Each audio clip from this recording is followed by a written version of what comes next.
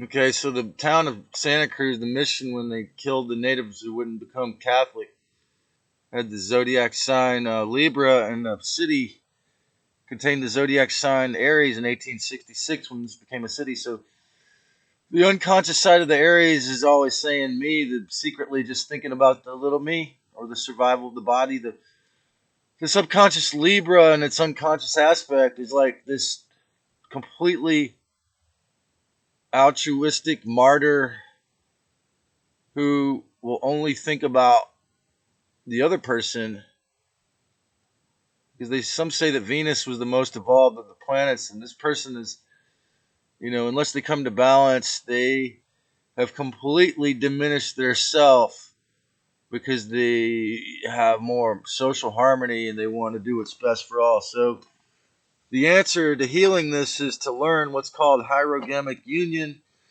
which is a like the ancient Taoist yin yang, the harmonious balance or synthesis of the self and the other. That's only possible after we do this healing shadow work and face our archetypal healing. Okay, so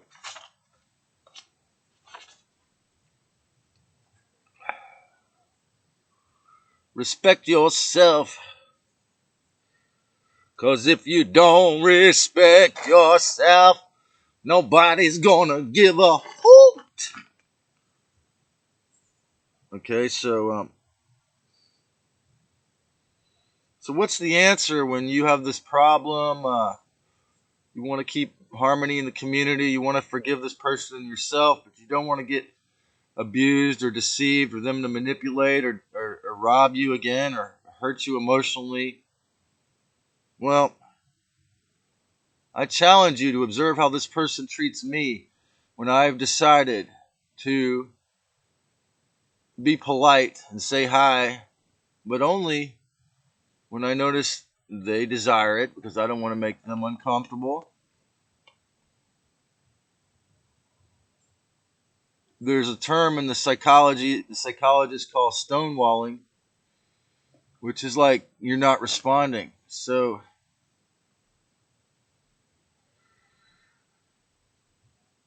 I would say you have to decide if this person is not going to change,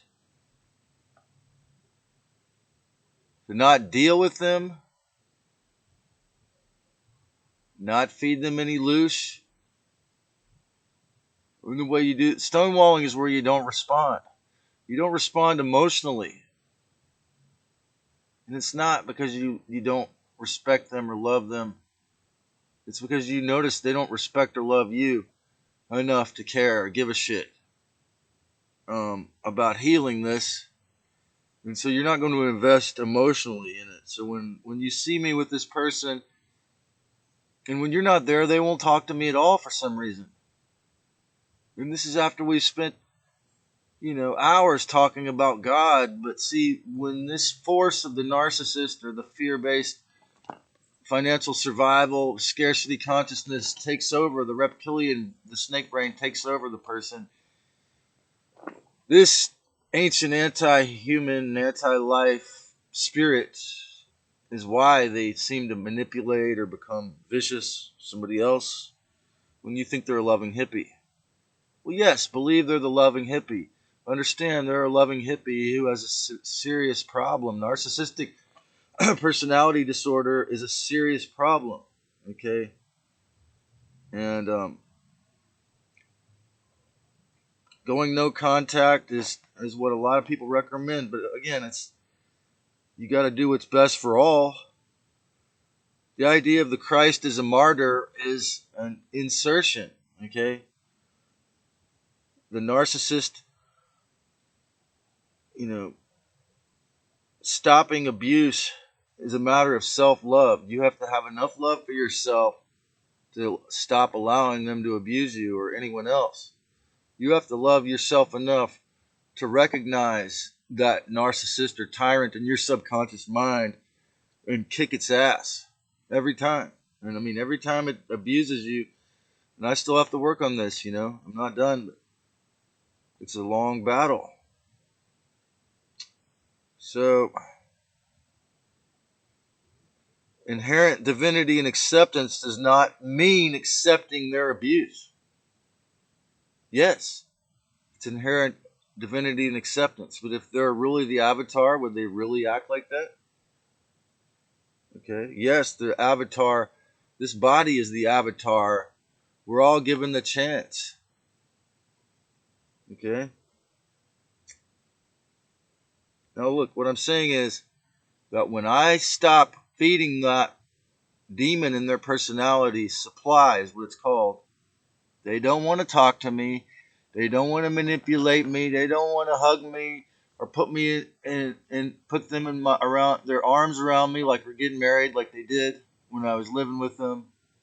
Look, I mean no harm or disrespect to anyone, but what I'm saying is that until this person is willing to get real socially and with self-respect and self-respect for others, it's just not a part of my life to entertain their monsters. And stopping this enabling is perhaps the only way this person is going to heal. Is if you you know who I'm talking about, stop honoring their demons. You have to learn to honor the part of them that is divine and not the demon. And it's very challenging, I know. But this Pollyanna martyrdom is actually enabling this wound to continue, this narcissistic demon to grow.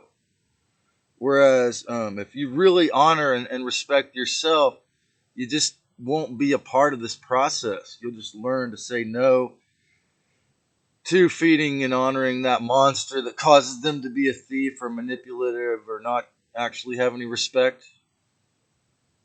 We got to realize there's built-in corruption and personality miasmas are the bread and butter of the dark ones over usurpage of the religious cults of all mainstream religion and mainstream television, and they groomed us to do what they want socially. Okay, and forgive yourself for that, but don't keep doing it. These inverted hierarchies are all fake control. Think about the olden days. Mayan shaman kings were the 180-degree opposite of the Illuminati. They might have killed people like a 33-degree, but they did not become kings because they were some bloodline with some killers. They proved they were kings by their spiritual powers, by their respectful magic powers like healing powers. Okay, so when you think about Mayan shaman kings versus reptoid human kings, this is what we're going back towards in the timeless now future, which is that every person, be it me or anyone, as I said in a video a ways back, the way that you can tell whether they're worthy is, have they healed? Have they done the work on themselves?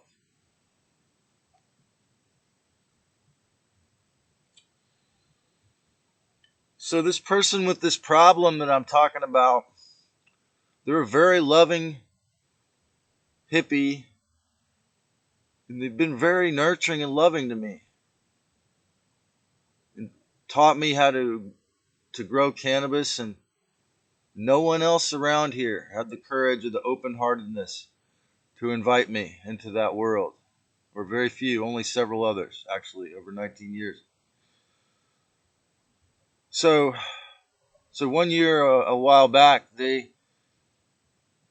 invited me to watch their plants and to help them trim and cut the plants at the end of harvest. And the thing is, though, they grew cannabis with the same person a year before. In the harvest, they said they were shorted. And I said, you know what? I'm not going to say I told you so. And this person graduated from UCSC. They described them as a trustafarian, from a wealthy family, alcoholic. So this is what happened, and I'm also using this as an example of what Castaneda called Notdoings, and how my spirit guides protect me even in the face of danger without me doing anything. Maybe from having an old soul. So this is what happened. So I show up at the gate, and the man I'm talking about, whose house my friend was, he claimed to do all the work, watering and planting these plants, most of the work. So I get to the gate, he's taking out the trash. He says, "Oh, you must be here to help Larry." I'm using a different pseudonym. Okay. First thing I'm thinking is, why did he say I'm here to help Larry? I mean, this guy's got the dreads. He's appears to be a Rastafarian. Why did he say I'm here to help Larry? Okay. Number two, he didn't want to shake my hand or do a knuckles. He said, "Go up to the house, and I've got to go do an errand, and I'll come back." And I said, "Okay."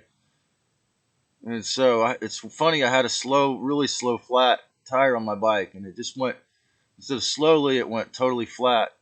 And the other thing that had happened is the bus driver, who I had the creeping sensation that was a government agent by his behavior, he told me to go miles out of the way the wrong direction to get to the road he lived on, when it was actually right next to the bus stop he dropped me off at. So after that, and then running into the guy right when he was taking out the trash, when I got to the end of his road, then he wouldn't shake my hand. My tire went completely flat, but I had a pump, so I was pumping it back. And then I never even found his house. All my retrogrades, I went miles out of the way. So then I just decided that my spirit guides really didn't want me to do this, So next thing I know, in the middle of the night, I find out a week later, in the middle of the night, they were planning to cut these plants. Someone stole the majority of the crop mysteriously in the middle of the night, and but my spirit guides weren't going to let me be a part of that. And I told my friend, "Look, my spirit guides told me not to do it. I got 3 omens not to do it." And then he was robbed in the middle of the night. But he said he was shorted the year before. And so I did not tell him, "I told you so."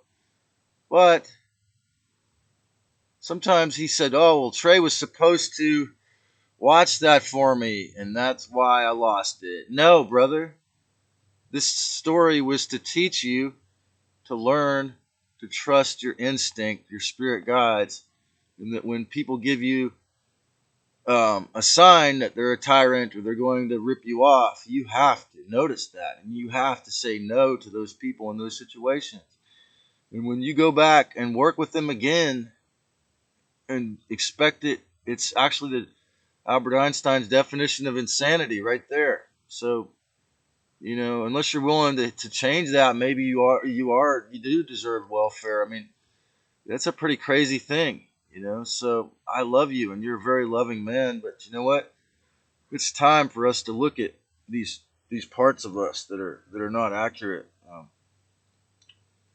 because forgiving the unrepentant narcissist is an invitation to repeat the trauma bond or abuse cycle. You're inviting more abuse by forgiving this narcissist, unless you're sure they're repent, unless you're sure they're done being an abusive piece of crap, you're inviting more trouble. Okay, so don't expect me to want to form a community with you and take it seriously when you can't even see this one thing. And something else I wrote here on the page, the Kali archetype. Give me a thumbs up and subscribe if you enjoyed this, people.